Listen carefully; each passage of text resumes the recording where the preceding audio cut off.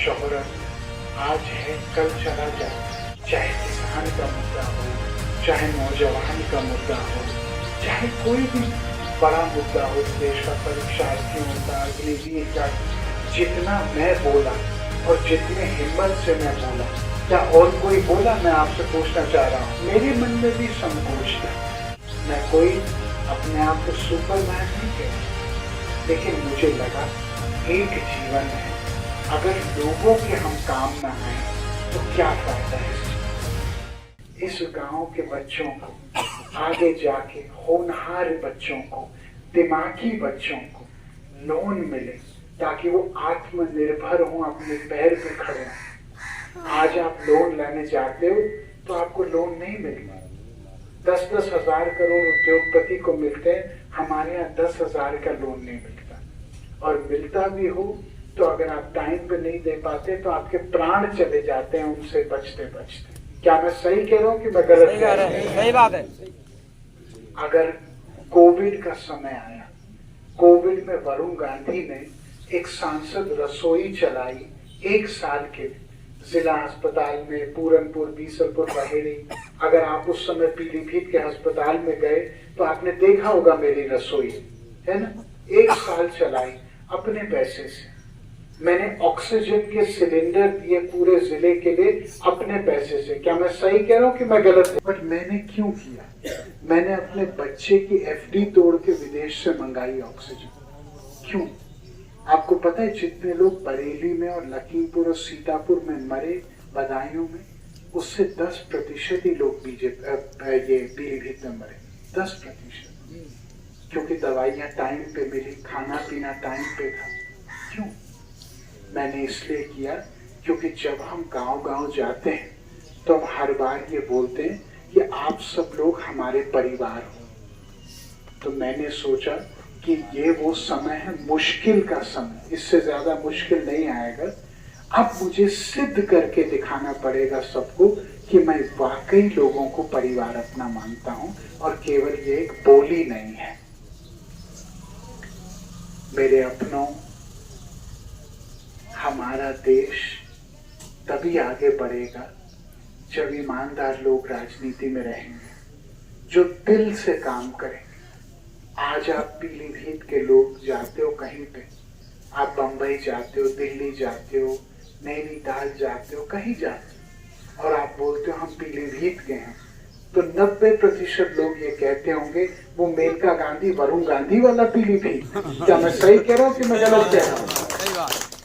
तो याद रखना कि हमारी पहचान आपसे है और आपकी पहचान हमारे से। इस पवित्र रिश्ते को, इस मजबूत रिश्ते को कभी कमजोर मत होने देना।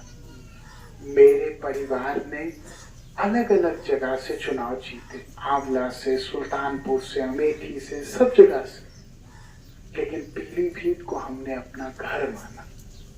हमने ये सोचा कि ये हमारे जिगर से जुड़ी हुई एक भूमि है, एक धरती है। और मैं आपसे वादा करता हूँ कि जब तक ये गांधी परिवार मेरी माँ का और मेरा रहेगा, तब तक चाहे हमको झुकना पड़े, हम आपको कभी झुकने नहीं देंगे किसी के साथ। एक ताकत बने और एक मरहम पट्टी बने। इसके लिए जरूरी है कि राजनीति में ईमानदार लोग आए और अच्छे लोग आए।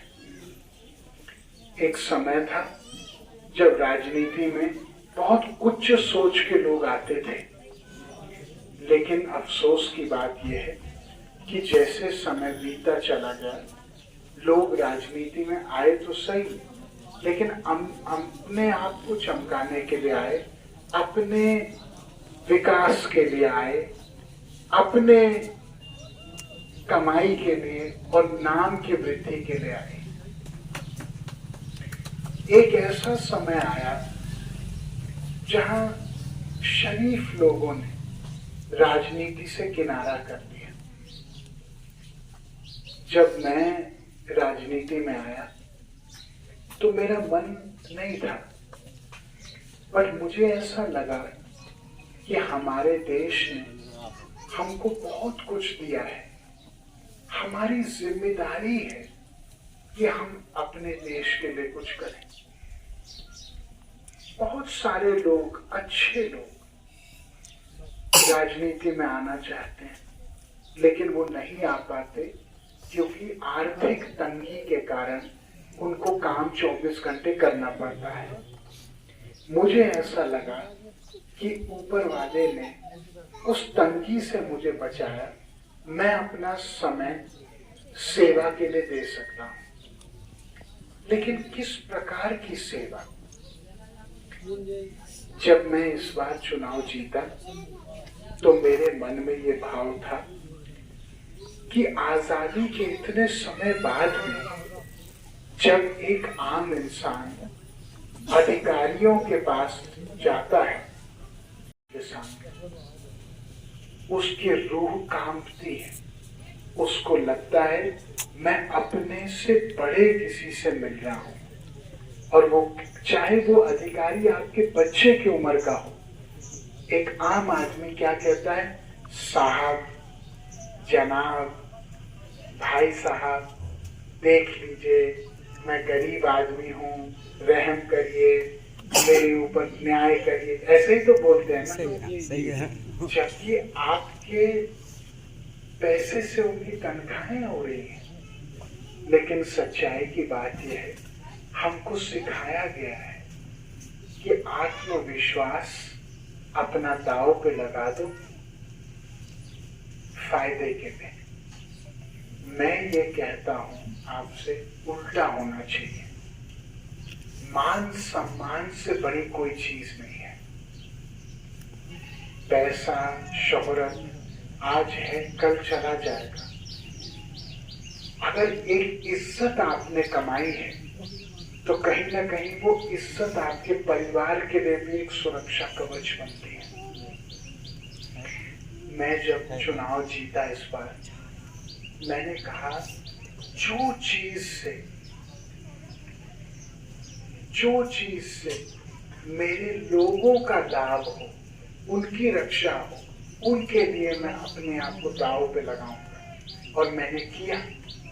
चाहे किसान का मुद्दा हो, चाहे नौजवान का मुद्दा हो, चाहे कोई भी बड़ा मुद्दा हो इस देश का, परीक्षार्थियों का, अग्निवीर का, जितना मैं बोला और जितने हिम्मत से मैं बोला, क्या और कोई बोला? मैं आपसे पूछना चाह रहा हूँ, और कोई बोला? कोई नहीं बोला। क्यों नहीं बोले? क्योंकि उनके अंदर एक लालच था कि यदि हम बोलेंगे तो कहीं हमारा नुकसान ना हो। मेरे मन में भी संकोच था।